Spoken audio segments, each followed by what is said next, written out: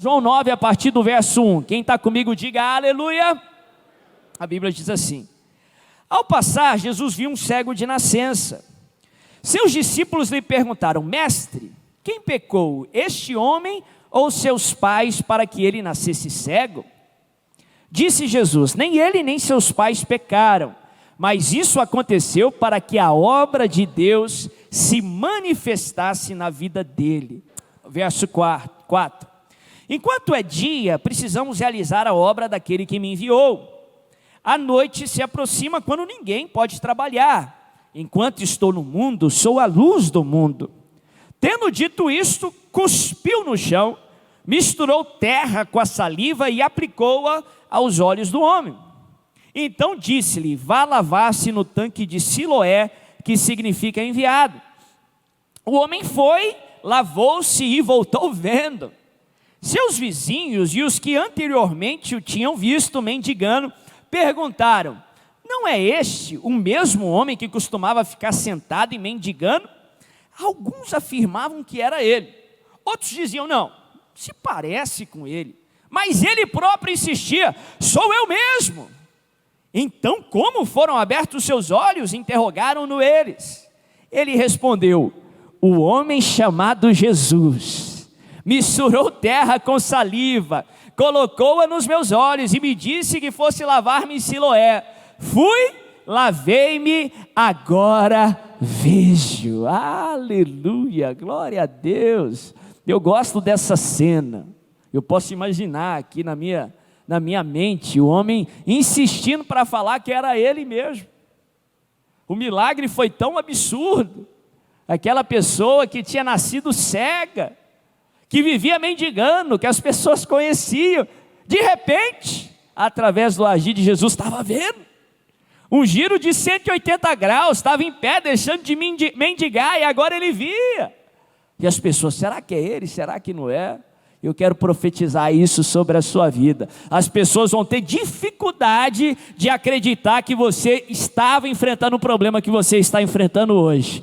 As pessoas vão ter dificuldade de aceitar que Deus transformou o seu casamento, que Deus curou essa enfermidade, que Deus trouxe aquela promoção, que Deus fez aquele milagre acontecer. Você vai ter que insistir: eu era cego, mas hoje eu vejo. Meu casamento estava destruído, agora ele está em perfeito estado, restaurado. Eu estava enfermo, hoje eu sou curado. Interessante a religiosidade do povo. A Bíblia fala, a situação começa com os religiosos questionando o porquê que aquele rapaz tinha nascido cego. Segundo alguns comentaristas bíblicos, os religiosos da época chegaram ao ponto de pensar que a criança podia cometer pecado dentro da barriga da mãe. Afinal de contas, não podiam justificar uma criança nascer enferma. A religiosidade tentando explicar o inexplicável. Aí chegam até Jesus com aquele questionamento: quem que pecou, a mãe ou o pai? Jesus diz: nem a mãe nem o pai pecou. Nem todo problema é diretamente resultado do seu pecado. Eu já estudei algumas vezes aqui que os discípulos entraram em problemas, em dificuldades, não porque tinham feito algo errado, mas tinham feito algo certo. Deus estava conduzindo eles pelo vale.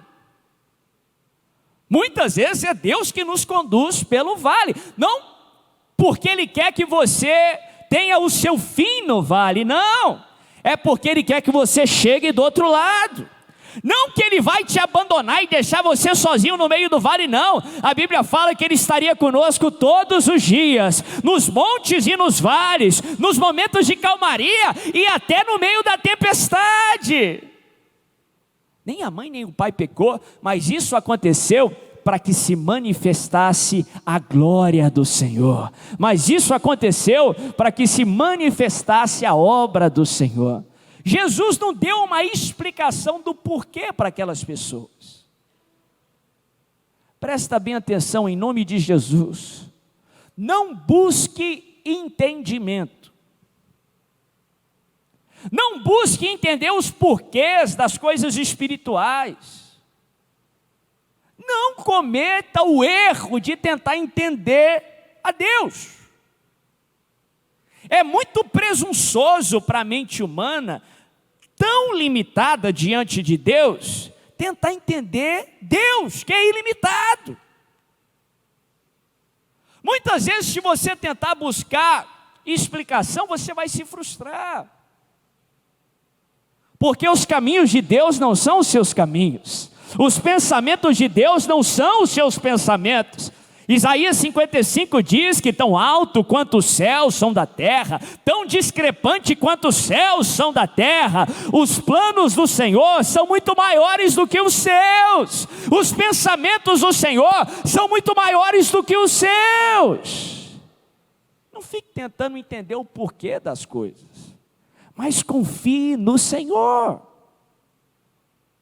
Interessante falar isso, entre buscar entendimento e confiar no Senhor, porque lá em Salomão, em Provérbios, Salomão nos ensina algo interessante. Em Provérbios, no capítulo 3, ele diz assim: confie no Senhor de todo o seu coração, e não te apoies ou não te estribes no teu próprio entendimento. Interessante ele colocar essas duas ações no mesmo verso, na mesma frase. Sabe por quê? Quando você tenta entender os porquês, quando você busca uma explicação, você não consegue confiar de todo o coração. Por isso que Salomão fala: não apoie no seu entendimento, mas confie de todo o coração. Você pode não estar entendendo nada, mas confie de todo o seu coração. Na sua mente pode estar tendo aí uma tempestade maior do que lá fora.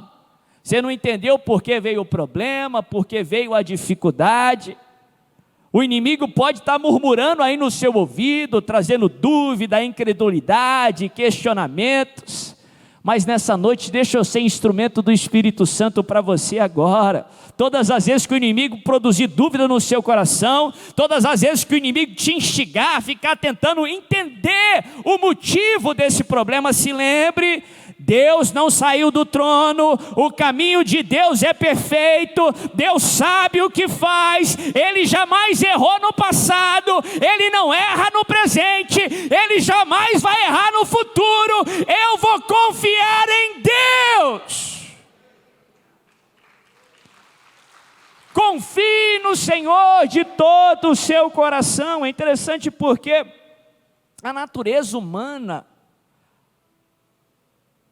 a nossa carne, o velho homem, a inclinação que cada um de nós temos, sempre vai buscar o porquê, sempre vai tentar entender, tentar explicar o inexplicável. Eu tenho esse problema porque todo mundo na minha família é alcoólatra. A tendência do ser humano é terceirizar a responsabilidade. É por causa do meu cônjuge que aconteceu isso. Se não fosse a minha esposa, meu marido, eu estaria mais perto de Deus, eu seria mais fiel a Deus. Não, para de ficar tentando justificar, meu irmão. Para de tentar explicar aquilo que você jamais vai conseguir explicar.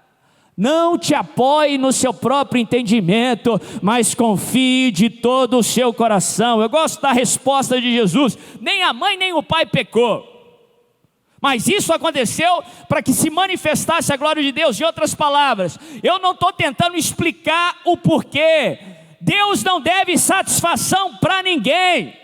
Deus não quer te explicar o porquê. Sabe o que Deus quer? Ele quer resolver o seu problema. Ele quer que a glória de Deus seja manifesta na sua vida. Nem a mãe nem o pai pecou, mas isso aconteceu para que se manifestasse a glória de Deus. Que você possa sair daqui nessa noite não buscando os porquês, mas que você possa sair confiando de todo o coração. O caminho de Deus é perfeito, Ele não falha. Você está vendo hoje, mas Deus está vendo não só o hoje como o amanhã. Confia em Deus de todo o seu coração, porque o seu milagre vai acontecer.